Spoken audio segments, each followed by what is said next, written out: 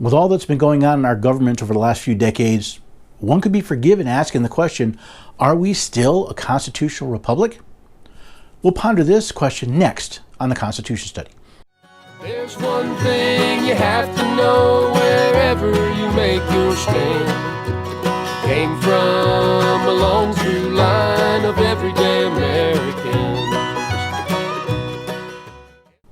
Hello there, everyday Americans. Paul Engel here with the Constitution Study, where we read and we study the Constitution and we teach the rising generation to be free. I'm glad you could join me today. As always, head over to the website, constitutionstudy.com. That's where you'll find out everything I'm working on, everything we're working to spread the word that we can actually read and understand the Constitution for ourselves.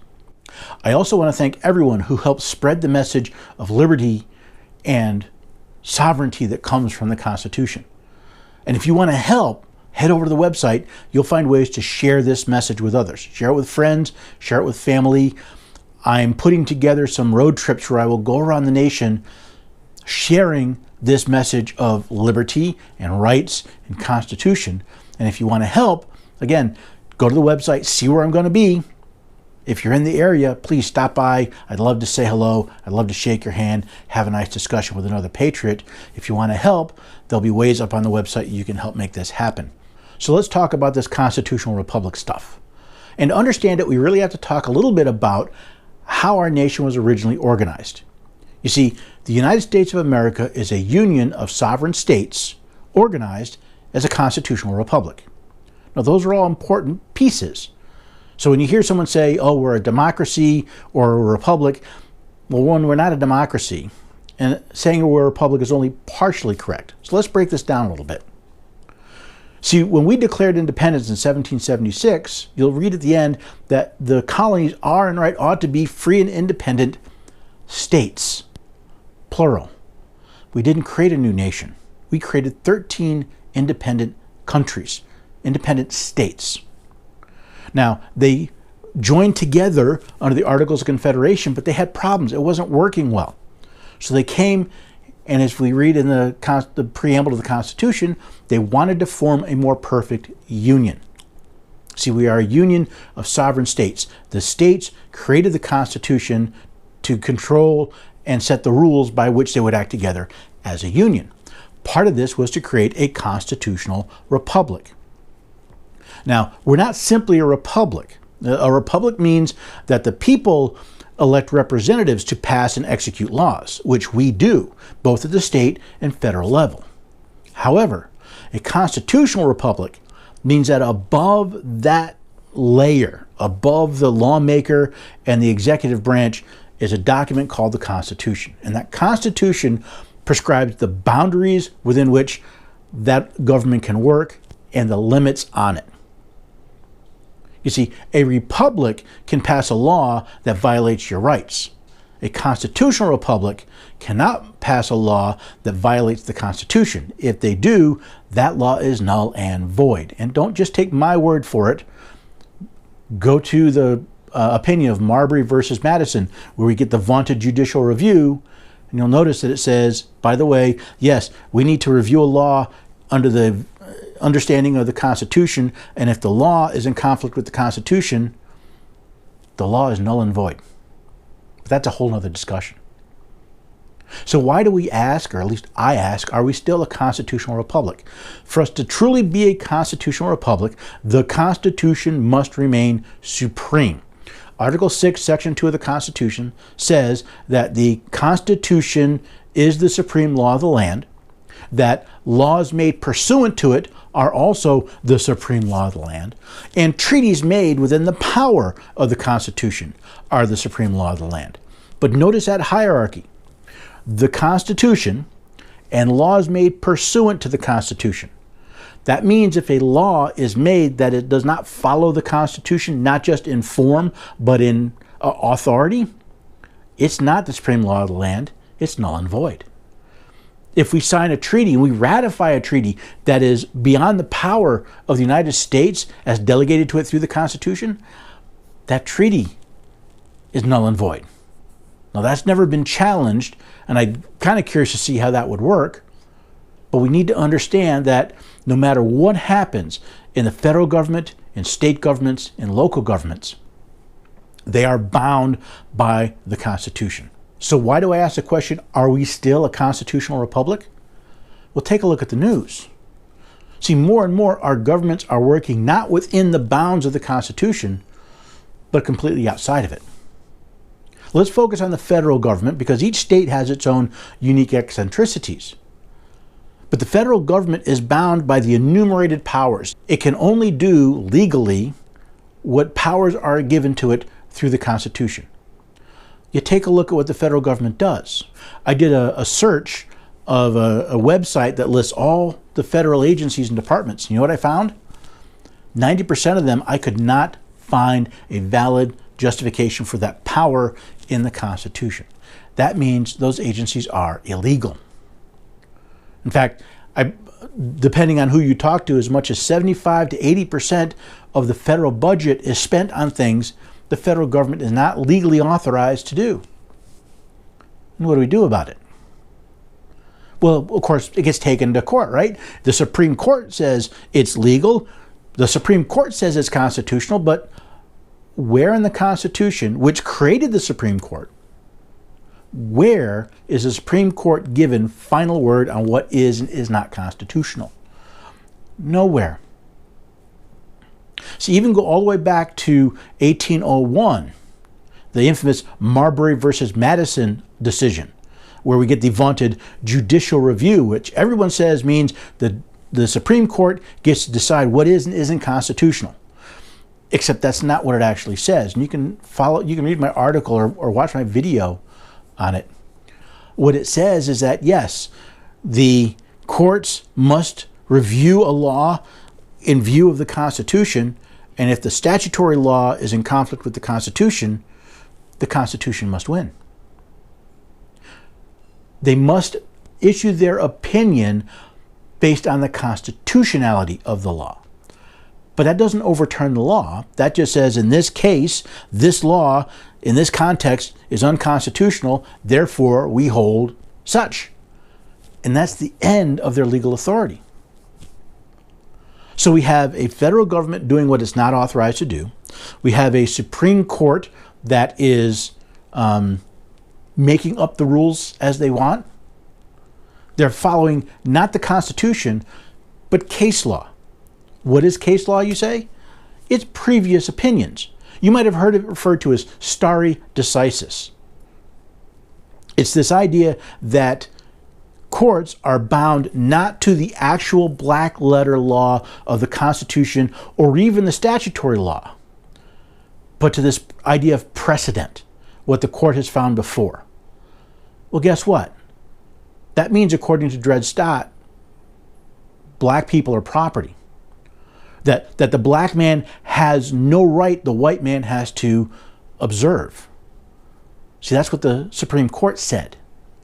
Or Korematsu, which says that in a time of war, we can just ignore the rights of an entire group of people because they have a certain heritage, and we're going to throw them in prison for no reason, other than we're afraid they're going to do something bad. Now, compare Korematsu to what's been discussed lately with red flag laws, and you should be terrified. Because how far is it from saying, we're going to take your guns because we're afraid that you might do something bad, to we're just going to lock you up because we're afraid you're going to do something bad. And then you've got the executive branch.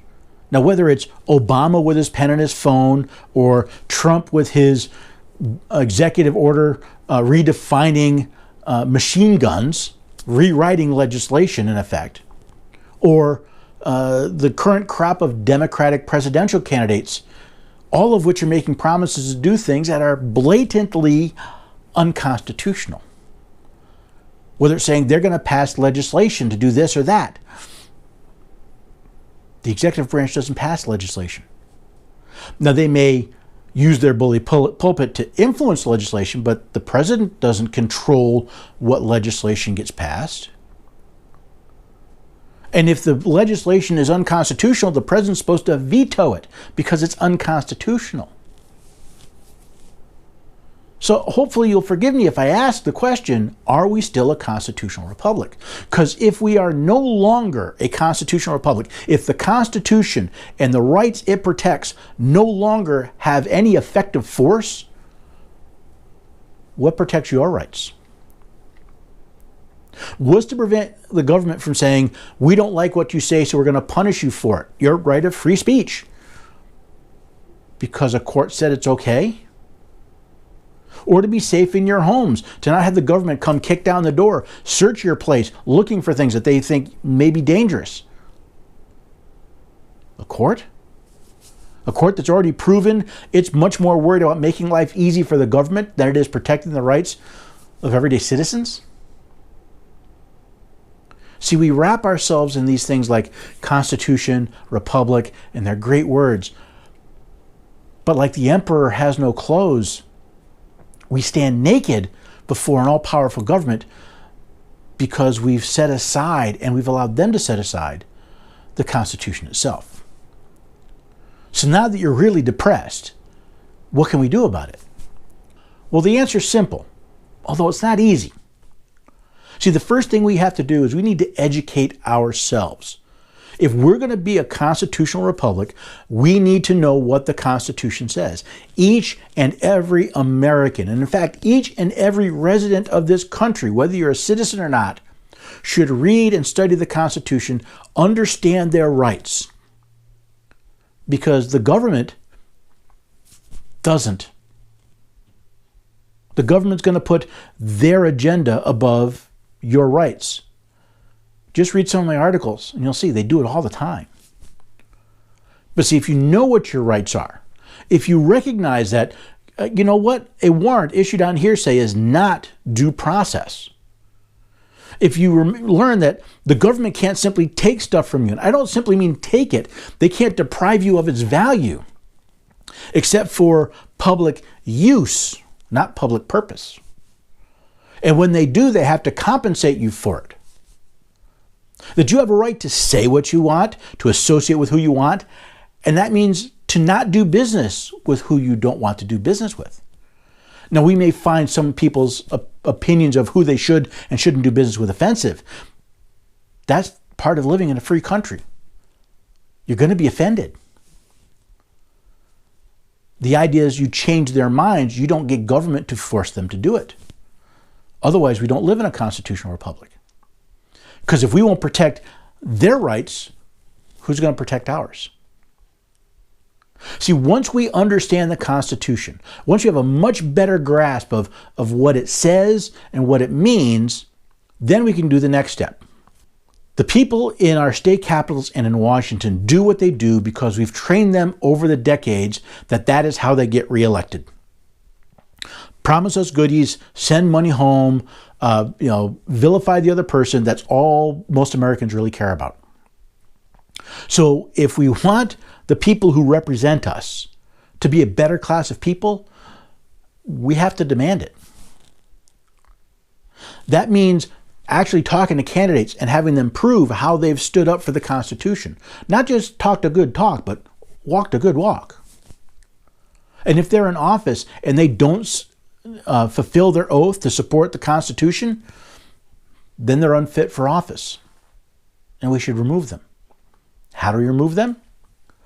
Well, yeah, we vote them out, but more importantly, we need to find people who will support the Constitution, who will fulfill that oath they will take to support the Constitution. And that includes state elected representatives, state elected senators, federal representatives, members of the House, Senate, even people we vote for president.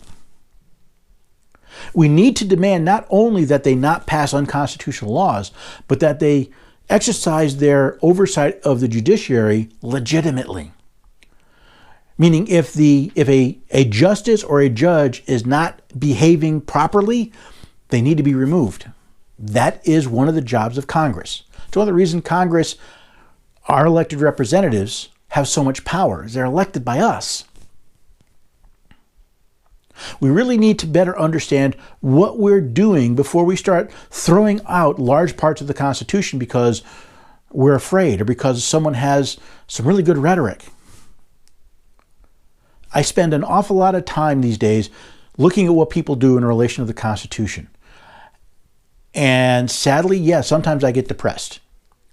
Sometimes I look and say, we don't stand a chance because everyday Americans are asking for their rights to be taken away. They're begging for their rights to be taken away. But then I remember, it took a lot of years before our founding fathers finally said, that's enough. And not everybody was on board. As I understand it, only about a third of the colonists actually supported declaring independence, much less fighting for it. But I'm reminded of Captain John Parker. The story goes, as the British military was marching on Lexington, the Massachusetts militia gathered to defend the armory, the powder house, actually. When the British military got there, they found this Massachusetts militia, and the commander of the British military ordered the militia to lay down their arms and disperse. Now, their commander was a Captain John Parker, and his response, as recorded by people who were there, was he told his men, stand your ground. Don't fire unless fired upon, but if they mean to have war, let it begin here. Those words helped galvanize a small militia band against an encroaching military. A military, by the way, from their very own government. If that can happen in 1776, what could happen in 2019? Could we get to the point where people say, that is enough. We're going to stand our ground. We are not going to have our rights encroached on anymore. The government will abide by the rules that it's been put under, or we'll find another one. Now, personally, I'd much rather have this happen at the ballot box, because the only other choice is to have it on the battlefield or to continue to watch our rights disappear. I hope you found this thought-provoking. It's not exactly a fun, high, joyous topic, but we have to ask ourselves, if the Constitution does it matter or not? And if it does, what are we doing to help enforce it? Because if it doesn't, we're not a constitutional republic anymore, and your rights are written on tissue paper. So please head over to the website, constitutionstudy.com, find out more about what we're doing, learn more about the Constitution, check out some of the articles, some of the videos and audio discussing what's going on and looking at it from a constitutional standpoint. I hope to see you when I'm out and about on the road. I hope you'll get in contact with me and have me come speak to one of your groups. But most of all, I hope you'll come back so we can once again discuss the Constitution right here on the Constitution Study.